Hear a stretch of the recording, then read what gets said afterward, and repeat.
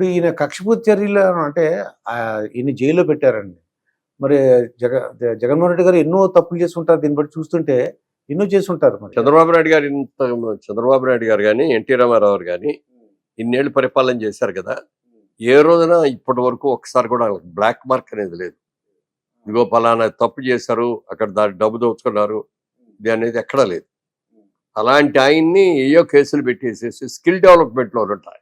Skill development ఉండే budget ఎంత, అది డైరెక్ట్ గా వాళ్ళకి వెళ్తుంది తప్ప ఈయనకే వస్తుంది. స్కిల్ డెవలప్మెంట్ అనేది మొదటి నుంచి కూడా ఏ పని చేశాడైనా దాంట్లో స్కిల్ ఎట్లా ఉంటుందో తెలుసుకోవాలి. నెంబర్ 1 దానికోసం ఎక్విప్మెంట్స్ ఉంటాయి, బోల్డెడ్ మిషనరీ. అవన్నీ కూడా మేము ఫ్రీగా ఇస్తామని చెప్పి చంద్రబాబు నాయుడు గారు పెట్టారు. మేమందరం కూడా ఇచ్చాం ఇన్స్ట్రుమెంట్స్. వాళ్ళ తాపి వాళ్ళు గారు వడ్డంగి వాళ్ళు ఉన్నారనుకోండి, దూరం కొయ్యాలంటే రబ్బం పెట్టి చాలా సేపు చేసేవారండి. అది చేసిన తర్వాత చిత్రికి పెట్టేవారు. ఇప్పుడు అవన్నీ మిషన్లు వచ్చేసి పటపటగా అయిపోతాయి, నిమిషాల మీద అయిపోతాయి. మీరు ఇది పెట్టుకొని చిత్రికి పట్టాల్సిన అవసరం తిప్పాలంటే చాలా ఎక్కువ ఊరినే ఇది పెట్టేసి ఇది పెడితే మోటార్ టక్ మంది దిగిపోతుంది. అవునండి, 30 seconds లో అయిపోతాయి. ఇవన్నీ స్కిల్ డెవలప్మెంట్ లోకి వస్తాయి. ఈ ఇన్స్ట్రుమెంట్స్ కూడా వాళ్ళకి ఇచ్చి మీరు ఎంత నేర్పి వాళ్ళకి ఇదని ఒక మంచి ఇది. స్కిల్ డెవలప్మెంట్ లేకుండా మీరు ఏ పని చేయలేరండి సరిగ్గా. అవునండి, స్కిల్ డెవలప్మెంట్ ఏంటంటే బాగా చేయిస్తూ, తొందరగా చేయిస్తూ, ధర కూడా తగ్గేటట్టుగా కొత్త టెక్నాలజీ తెలుసుకోవడం ఉంటుంది.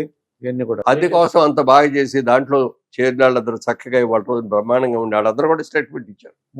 మేము స్కిల్ డెవలప్మెంట్ లో ఇది నేర్చుకున్న తర్వాత ఇవాళ మంచి ఇదిలో ఉన్నాం. ఎక్కడో ₹1 ఇదయిందో చెప్పండి. 300 కోట్లు 400 కోట్లు అన్నాడు. అసలు ఇచ్చిందే దానికి 90 కోట్లు ఆ స్కిల్ డెవలప్మెంట్కి ఇచ్చింది. ఈయన 300 కోట్లు ఎక్కడ తిట్టాడు? వెళ్ళి చూసుకోమన్నారు. సరే ఆయన్ని తీసుకెళ్లి జైల్లో పెట్టాడు. ఆయన ఉద్దేశం ఏంటంటే నేనే కాదు జైల్లో చంద్రబాబు నాయుడు ఉన్నాడు, రామోజీరావు కూడా ఉన్నాడని చెప్పి చాలా ప్రయత్నం చేశారు. రామోజీరావు గారు ఒక్క రోజున తీసుకెళ్లి జైల్లో పెట్టాలని చాలా ప్రయత్నాలు చేశారు. ఆయన ఎక్కడ దొరకడు ఆయన, ఎందుకంటే ఏమి తప్పు చేయడు ఆయన. ఎప్పుడు కూడా తన కాళ్ళ మీద తలబడి మార్గదర్శి ఎంత గొప్పదండి. వాళ్ళ మన ఇండియాలో ఉన్న బ్యాంక్స్ అన్నిటి కొట్టుకుంటే ది బెస్ట్ ఈజ్ మార్గదర్శి అండి. అందులో కంప్లైంట్స్ లేవు, ఎవరికి మోసం చేయలేదు, అందులో పెట్టిన వాళ్ళందరూ బ్రహ్మాండంగా హ్యాపీగా ఉన్నారు. అంత బాగా నడిచేదాన్ని దాన్ని కూడా మూతపడిపోయి వాళ్ళని తీసుకొచ్చి రామోజీరావుని జైల్లో పెట్టాలి. బట్ వల్లగాల రామోజీరావు గారు కూడా ఈ కూటమి గెలిచిందని తెలిసిందైతే చనిపోయారులేండి. అది చూడాలని ఆయన చాలా బట్లో బాగాలేదు, ఏ రోజు చచ్చిపోతాడో తెలియట్లేదు.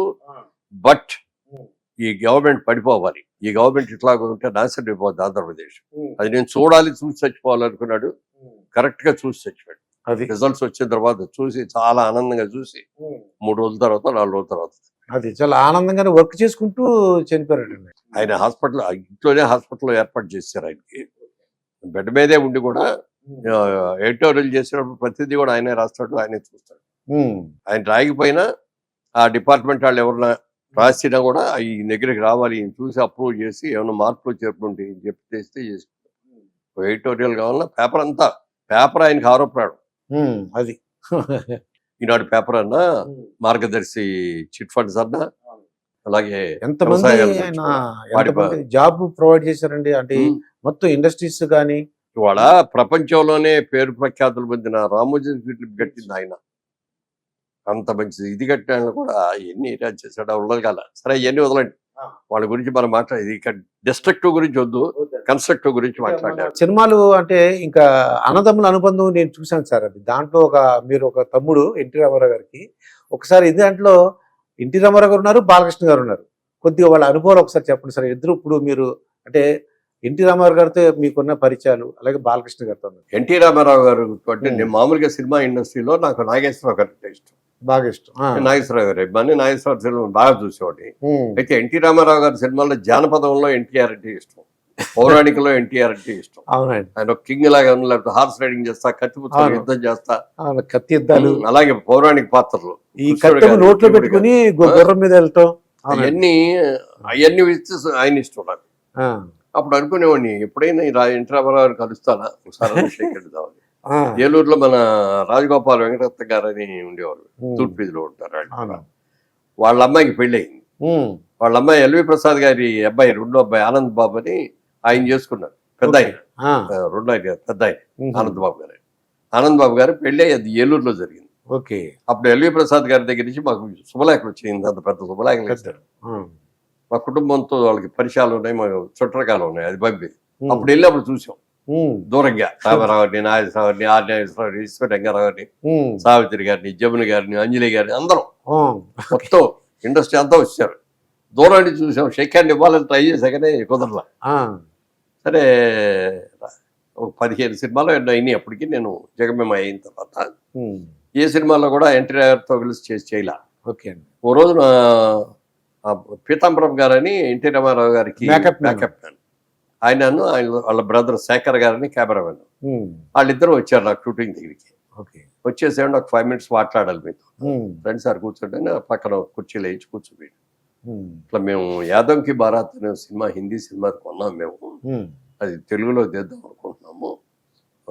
దాంట్లో 3 హీరోలు, దాంట్లో ఎన్టీ రామారావుని పెద్ద ఆయన క్యారెక్టర్ చేస్తాము, బాలకృష్ణ గారిని చిన్న ఆయన క్యారెక్టర్ చేస్తాము, మధ్యలో హీరో లాగా హీరోయిన్ తో డ్యూయెట్లు ఇవి, అదే 3 అన్నదమ్ముల మధ్యలో కథ పూర్తిగా. ఒక ఆప్యాయంగా ఉండే కుటుంబంలో విడిపోయి ఎక్కడెక్కడో అయిపోయినా మళ్ళీ ఎలా కలుసుకున్నారు, రీయూనియన్ ఎలా జరిగింది అనేది ఇలాంటి సబ్జెక్ట్ అండి. అందులో ఆ హీరో రెండో హీరో క్యారెక్టర్ ఉంది, దాని గురించి మీతో అడగటానికి వచ్చామండి అన్నాడు. చాలా సంతోషం, అందుకంటే కావాల్సింది ఏంటంటే అనగానే ఒక కండిషన్ అండి, ఎన్టీ రామారావు మిమ్మల్ని చూడాల, ఆయన దగ్గరికి తీసుకెళ్తాను మేము, ఆయన చూసి ఆయన ఓకే అంటే మీ వేషం కన్ఫర్మ్ రండి, ఆయన కనుక లేదు ఇంకోటి చూద్దామని అంటే మాత్రం మీకు రాదు, దీన్ని మనసులో పెట్టుకొని రండి అంటే ఆయన్ని తీసుకెళ్లారు. అంటే బాధపడకుండా ముందే చెప్పారు, కౌన్సిలింగ్ అంటే ముందే చెప్పి రామారావు కూడా చెప్పినట్టున్నారు తీసుకొస్తున్నామండి అని.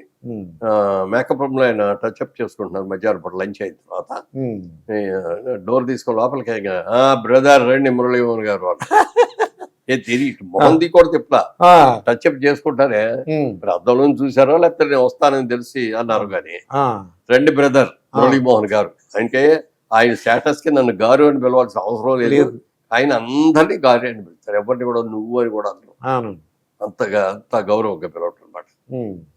అనగానే లేచి వెళ్ళి నాకు తెలియకుండా వెళ్ళి కళ్ళకి దండం పెట్టేసాను. ఎవరికి మనకి కళ్ళకి దండం పెట్టాలనేది మనకు అలవాట్లేదు. అవును, కృష్ణుడు కదా సార్ మనకి, అదే కృష్ణుడు. ఆయన చూడగానే తెలియకుండా వెళ్ళి దండం పెట్టేసాను పాదాలు. సరే బ్రదర్ మంచి క్యారెక్టర్ ఇది, నేను ఉన్నా, బాలయ్య బాబు ఉన్నాడు, నాకు హీరోయిన్ లేదు, డ్యూయెట్లు లేవు, ఏమీ లేవు, నాకు హీరోయిన్ డ్యూయెట్లు అన్ని నీకు, స్టేజ్ సాంగ్లు అన్ని బాలయ్య బాబుకి, ముగ్గురు చేస్తాం, చాలా మంచి క్యారెక్టర్ చేయండి అన్నారు. సార్ మీరు ఇస్తే తప్పకుండా చేస్తాను సార్, ఇంత మంచి అవకాశం నాకు ఎట్లా వస్తుంది, ఈ పక్కన నడిచేది చేసేది ఎంత మంచి వేషం ఇస్తే తప్పకుండా సార్ అంటే జైన్ బ్రదర్ చేద్దాం, ముగ్గురు కలిసి బ్రహ్మాండంగా చేద్దాం, మంచి హిట్ అవుతుంది సినిమా, చాలా మంచి సినిమా అన్నారు. ఇక అది నిజంగా మధుర క్షణాలు, నా జీవితంలో మర్చిపోలేని మధుర క్షణాలు ఆ సినిమా చేసిన రోజు.